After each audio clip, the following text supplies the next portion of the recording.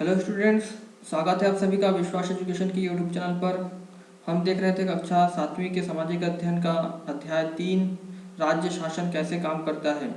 तो इसके बारे में हमने बहुत विस्तार से देखा पिछले पार्ट में। आज ये दूसरा पार्ट है इस चैप्टर का। इसमें पूरा पार्ट हम लोग कंप्लीट करेंगे और सभी सवालों के जवाब देंगे इसमें।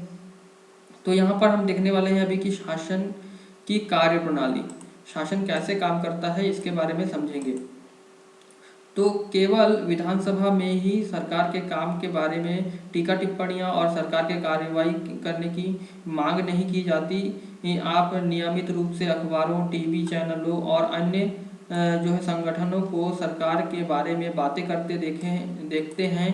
लोकतंत्र में अनेक माध्यमों द्वारा लोग अपने विचार व्यक्त करते हैं और कार्रवाई करते हैं।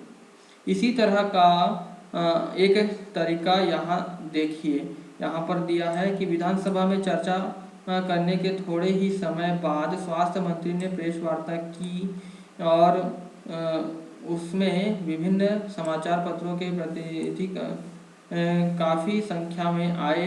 उसमें मंत्री और कुछ शासकीय अधिकारी भी उपस्थित थे। मंत्री ने सरकार द्वारा उठाए गए कदमों के बारे में बताया। इस प्रेस वार्ता में अखबारों के संवाददाताओं ने अपने प्रश्न पूछे। इस चर्चाओं की रिपोर्ट विभिन्न समाचार पत्रों में प्रकाशित हुई। अगले पृष्ठ पर ऐसी ही एक रिपोर्ट दी गई है।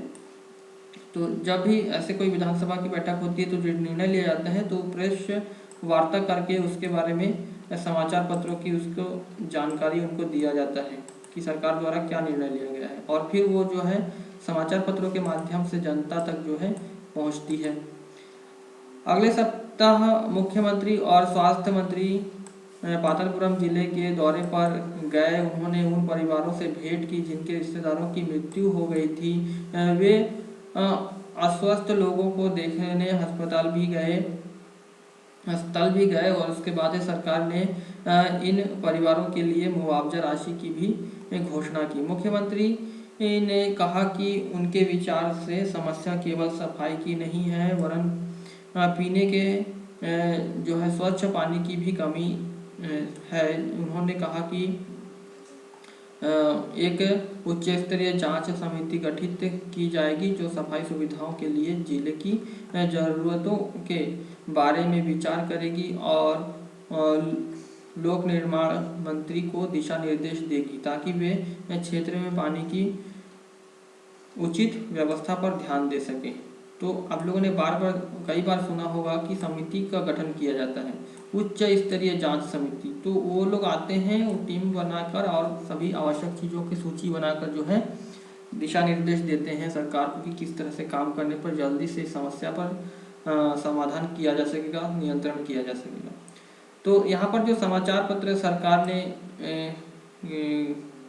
ने कचरे की सूध ली। समाचार पत्र में सरकार के द्वारा बताई गई बातों को यहाँ पर प्रेस में प्रकाशित किया गया। मुख्यमंत्री ने किया धनराशि का वादा, ठीक है।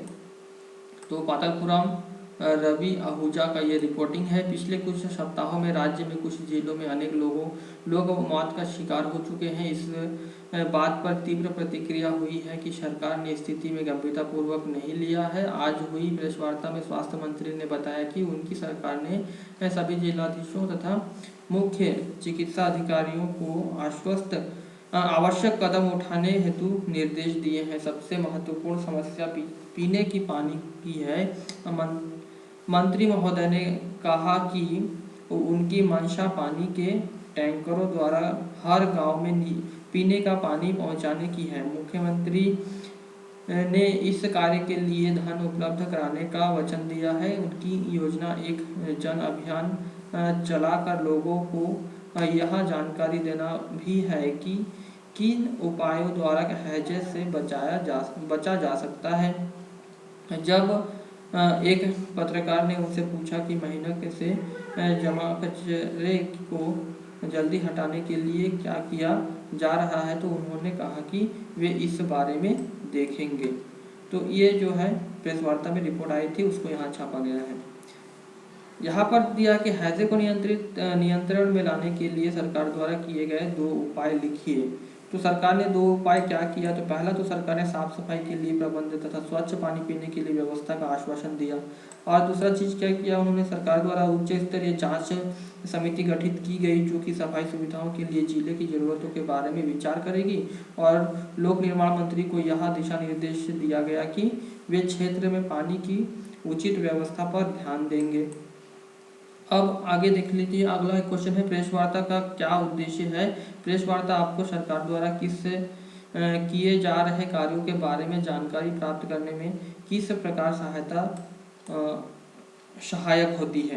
तो प्रेस वार्ता प्रेस वार्ता का मुख्य उद्देश्य सरकार द्वारा जो भी नीतियां और कार्यक्रम लागू की जाती है उन नीतियों और कार्यक्रम के बारे में आम लोगों को जो जानकारी देना होता है। समाचार पत्र एवं अन्य संचार के साधन लोगों के घर तक जो है पहुंचती है, इसलिए प्रेस वार्ता द्वारा सरकार द्वारा किए गए जा रहे कार्यों के बारे में जानकारी प्राप्त करने में काफ़ी सहायता प्रदान करती है, जिसके बारे में हमने पहले भी बता चुका है। जैसा आपने ऊपर देखा, वे लोग जो सत्ता में हैं जैसे मुख्यमंत्री और स्वास्थ्य मंत्री, उन्हें समस्याओं पर कार्रवाई करनी होती है। वे यह कार्य विभिन्न विभागों द्वारा करवाते हैं जैसे लोक निर्माण विभाग, कृषि विभाग, स्वास्थ्य विभाग, शिक्षा विभाग आदि। ठीक है, तो ये जो विभाग होते हैं ये अलग अलग काम को करने के लिए बाध्य होते हैं, इनसे जो है काम कराया जाता है। उन्हें विधानसभा में उठाए गए प्रश्नों का भी उत्तर देना पड़ता है। ठीक है, और प्रश्न करने वाले लोगों को आश्वस्त करना होता है कि उचित कदम उठाए जा रहे हैं। इसके साथ साथ समाचार पत्र व अन्य माध्यमों में भी इन विषयों पर चर्चा होती है जिसका उत्तर सरकार को देना होता है, जैसे कि प्रेस वार्ता आयोजित करना।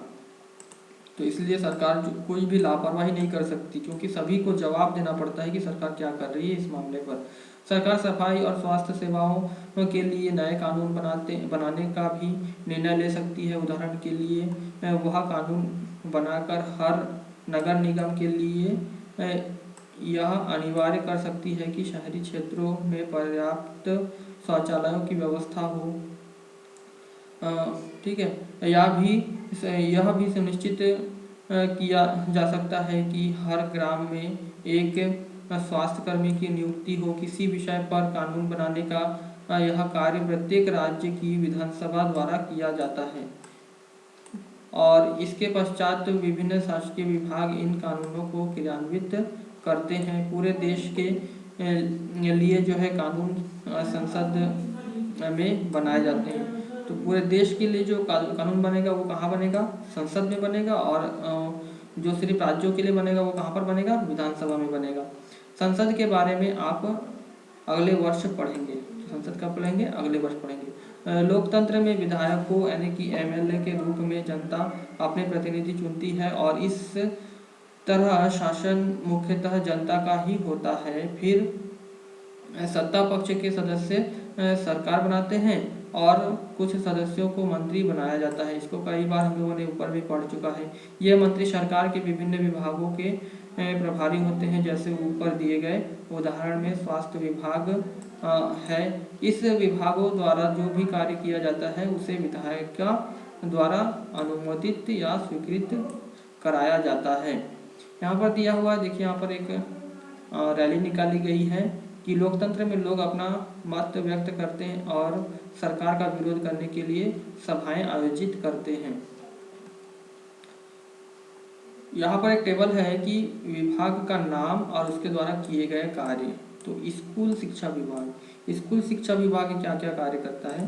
तो स्कूल शिक्षा विभाग जो है स्कूल शिक्षा प्राथमिक शिक्षा, ठीक है, जो प्राथमिक शिक्षा है उसको देखना, माध्यमिक शिक्षा एवं अन्य विद्यालयी शिक्षा का विकास पर महत्वपूर्ण भूमिका ये निभाती है। जो भी शिक्षा से संबंधित जितने भी शासकीय संस्थान है उसका ध्यान रखती है तथा इस पर जो है निगरानी भी रखती है।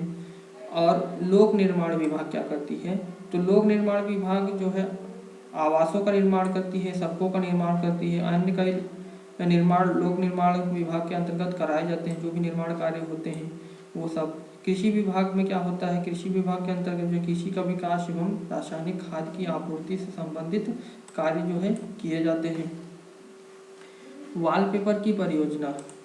अब अगला जो पॉइंट है ये है वॉलपेपर की परियोजना। इसको ये क्या होता है देखिए, वॉलपेपर एक मज़ेदार गतिविधि है जिसके माध्यम से रुचि के किसी विषय पर शोध किया जा सकता है। यहाँ जो तस्वीरें दी गई है वे कक्षा में वॉलपेपर बनाने के विभिन्न पहलुओं को प्रस्तुत करती है।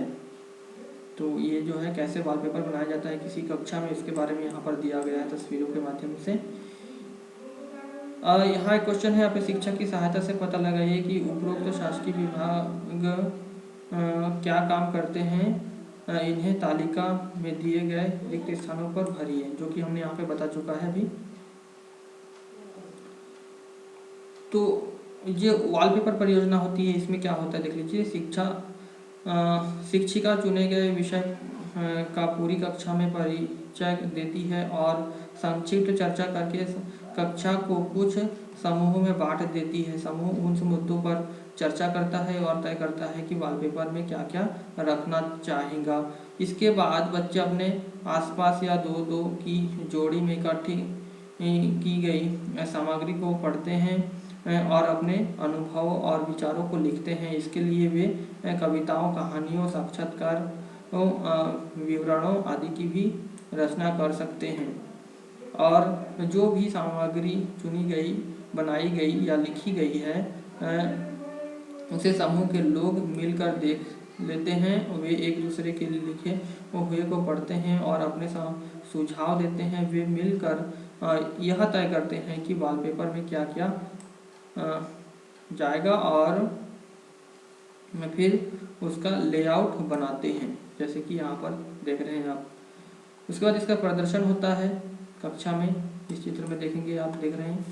इसके बाद प्रत्येक समूह अपना वॉलपेपर पूरी कक्षा के सामने प्रस्तुत करता है। यह महत्वपूर्ण है कि इस समूह के एक से अधिक सदस्य को प्रस्तुत करने को कहा जाता है और सभी समूहों के अपना काम करने बताने के लिए बराबर का समय मिले। तब जब सभी समूह अपना प्रस्तुतिकरण कर ले तो समीक्षा के लिए ऐसे प्रश्न पूछना अच्छा रहता है। अपने आप वे और क्या क्या कर सकते थे, क्या करने से उनका काम और ज़्यादा व्यवस्थित हो जाता, लेखक और प्रस्तुतिकरण में सुधार के लिए क्या किया जा सकता था। इस तरह से और प्रश्न पूछे जाते हैं। यहाँ पर एक वॉलपेपर आप देख रहे हैं कि जो कि 2006 की है। सन 2006 में डेंगू की बीमारी के विषय में एक वॉलपेपर कक्षा 6वीं की केंद्रीय विद्यालय क्रमांक 2 हिंडन, गाजियाबाद, उत्तर प्रदेश के विद्यार्थियों ने बनाया था। अपने राज्य की सरकार के कार्य से जुड़े किसी अन्य मुद्दे पर ऐसा ही वॉलपेपर निकालने की एक परियोजना करो, जैसे ज्वर की महामारी, कोई शिक्षा कार्यक्रम, कानून और व्यवस्था का कोई विषय या फिर मध्याह्न भोजन कार्यक्रम आदि। तो ये क्रियाकलाप है बच्चों के लिए जो उनको करना है। अभ्यास प्रश्न में हम लोग पहुंच चुके हैं। अभ्यास प्रश्न यहाँ पर देख लीजिए। पहला जो क्वेश्चन यहाँ पर आ रहा है कि निर्वाचन क्षेत्र व प्रतिनिधि शब्दों का प्रयोग करते हुए स्पष्ट कीजिए कि विधायक कौन होता है और उसका चुनाव किस प्रकार किया जाता है। तो कई बार हम लोगों ने इसको पढ़ चुका है पूरे अध्याय में कि विधानसभा के सदस्य को विधायक यानी कि एमएलए कहा जाता है। या प्रत्येक विधानसभा के लिए एक विधानसभा निर्वाचन क्षेत्र होता है जहाँ से विधायक जनता के प्रतिनिधि के रूप में चुनकर आते हैं। ठीक है, उसी को जो है विधायक करते हैं। दूसरा जो प्रश्न है, कुछ विधायक मंत्री कैसे बनते हैं, स्पष्ट कीजिए। तो मंत्री कौन बनता है? सत्तारूढ़ पार्टी का विधायक बनता है। तो कुछ विधायक को मंत्री मुख्यमंत्री द्वारा बनाया जाता है। मुख्यमंत्री दल के कुछ विधायकों को मंत्री पद के लिए राज्यपाल के से सिफारिश करता है और राज्यपाल विधायकों को मंत्री पद की शपथ दिला देता है। राज्यपाल जानते हैं कि राज्य का प्रमुख होता है। इन मंत्रियों के विभागों का बंटवारा मुख्यमंत्री द्वारा किया जाता है, जैसे कि वित्त मंत्रालय, उसके बाद है गृह मंत्रालय, लोक निर्माण मंत्री और उसके बाद शिक्षा मंत्री। ये सब अलग अलग मंत्री हो जाते हैं फिर राज्य में। नेक्स्ट जो है, मुख्यमंत्री तथा अन्य मंत्रियों द्वारा लिए गए निर्णयों पर विधानसभा में बहस क्यों होनी चाहिए। तो मुख्यमंत्री तथा अन्य मंत्रियों द्वारा लिए गए निर्णयों पर बहस आवश्यक है क्योंकि मुख्यमंत्री मंत्री तथा विधायक सामूहिक रूप से जनता की प्रतिनिधि का उत्तरदायित्व होता है उनको ऊपर, इसलिए उन्हें कोई भी निर्णय जनता के अनुकूल या उनके हित में ही लेना चाहिए। यहाँ आवश्यक नहीं है कि मुख्यमंत्री तथा अन्य मंत्रियों द्वारा लिए गए निर्णय समाज के सभी वर्गों के लिए लाभकारी हो। विधानसभा में होने वाली बहस के द्वारा ही मुख्यमंत्री तथा मंत्रियों के अधिकारों के दुरुपयोग का जो है उस पर अंकुश लगाना संभव हो जाता है। बहस के फलस्वरूप आए नवीन विचारों को भी अंतिम निर्णय में जोड़ा जा सकता है, अथवा जो है अनुपयुक्त जो तथ्यों को है उसको हटाया भी जा सकता है। इसलिए जो है ये बहस करना बहुत ही आवश्यक होता है। पातालपुरम में क्या समस्या थी, निम्नलिखित के द्वारा इस विषय में क्या चर्चा या कार्य किए गए, निम्न तालिका में भरिए। तो यहाँ पर जो है आम सभा के द्वारा क्या किया गया पातालपुरम में। सबसे पहले तो पातालपुरम की समस्या क्या थी, तो पानी की समस्या थी। पानी की कमी के कारण लोगों में 3 दिनों से जो है एक बार भी पानी सप्लाई नहीं हो पा रहा था पातालपुरम में। और दूसरी समस्या तो लोग मजबूरीवश गंदा पानी पीने के लिए मजबूर थे, जिसके कारण पूरे क्षेत्र में हैजा का प्रकोप फैल गया था। और इसके लिए आम सभा ने क्या किया है कि रैली या आम सभा के कारण जो है सदस्य बंद था, सड़क बंद था, और रैली वालों ने विधायक के घर का जो है घेराव किया था।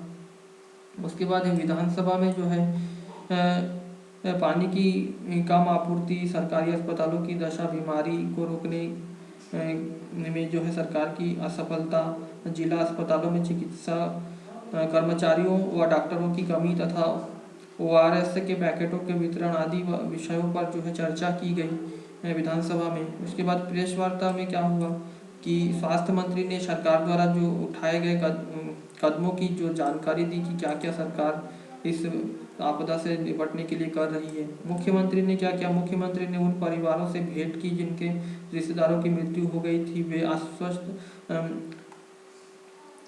अस्वस्थ लोगों को देखने के लिए मतलब अस्पताल गए। पीड़ित परिवारों के लिए मुआवजा राशि की घोषणा की। सफाई तथा पानी की आपूर्ति को जो है सुनिश्चित करने के लिए एक उच्च स्तरीय समिति का भी गठन उन्होंने किया है, गठन करने का आश्वासन दिया। नेक्स्ट जो 5वां क्वेश्चन है कि विधानसभा सदस्य द्वारा विधायिका में किए गए कार्यों और शासकीय विभागों द्वारा किए गए कार्यों के बीच क्या अंतर होता है। तो दोनों में अंतर क्या होगा। पहला तो ये देखिए कि विधानसभा के सदस्य विधायिका में कानूनों का निर्माण करते हैं तथा स्थानीय समस्याओं को विधायिका में रखते हैं। सरकार द्वारा कई महत्वपूर्ण निर्णयों को विधायिका में घोषणा की जाती है। विरोधी दल के विधानसभा के सदस्यों द्वारा सरकार की गलत नीतियों का सदन में विरोध किया जाता है। शासकीय विभाग द्वारा सरकार के निर्णयों को कानूनी रूप में संचालित किया जाता है। तो शासकीय विभाग सिर्फ संचालन करने का काम करते हैं, बाकी जो सारे काम होते हैं वो विधायिका करती है। तो ये चीज़ यहाँ पे स्पष्ट हो गई ना क्या होता है दोनों में अंतर। उसके बाद शब्द संकलन। निर्वाचन क्षेत्र क्या होता है कि हमने पहले ही बताया कि इसका तात्पर्य एक निश्चित क्षेत्र से है जहाँ रहने वाले सब मतदाता अपना प्रतिनिधि चुनते हैं। उदाहरण के लिए यह कोई पंचायत का वार्ड हो सकता है या वह क्षेत्र हो सकता है जो विधानसभा सदस्य चुनता है, वो भी हो सकता है। उसके बाद बहुमत क्या होता है, इसका आशय ऐसी स्थिति से है जब किसी समूह के आधे से अधिक संख्या में लोग किसी निर्णय या विचार में सहमत हो तो उसको बहुमत मिल गया कहते हैं। इसे साधारण बहुमत भी कहा जाता है। उसके बाद विरोधी पक्ष क्या होता है, इसका तात्पर्य उन चुने हुए प्रतिनिधियों से है जो सत्ता पक्ष के सदस्य नहीं है और जिनकी भूमिका सरकारी निर्णयों और कार्यों पर प्रश्न उठाना, विधानसभा के विचार के लिए नए मुद्दों को उठाना भी इनका होता है काम। प्रेस वार्ता क्या होता है, मीडिया से संबंधित पत्रकारों का ऐसा समूह जिसे किसी विषय पर अपना पक्ष बताने और उस पर प्रश्न पूछने के लिए आमंत्रित किया जाता है। उनसे अपेक्षा की जाती है कि वे मीडिया के माध्यम से है जो इसके बारे में जो है बड़े जन समूहों को बताएंगे। तो सूचनाओं को पहुंचाने के लिए प्रेस वार्ता की जाती है। तो इस अध्याय से इस पार्ट में हमने पूरा अध्याय कंप्लीट कर लिया है। राज्य शासन कैसे काम करती है, पूरे इसके सभी सदस्यों के बारे में देख लिए, विधायक, कार्यपालिका, विधायिका और जो प्रेस सदस्य होते हैं, जनता, आम सभा, तो सारी चीज़ें कंप्लीट हो गई है।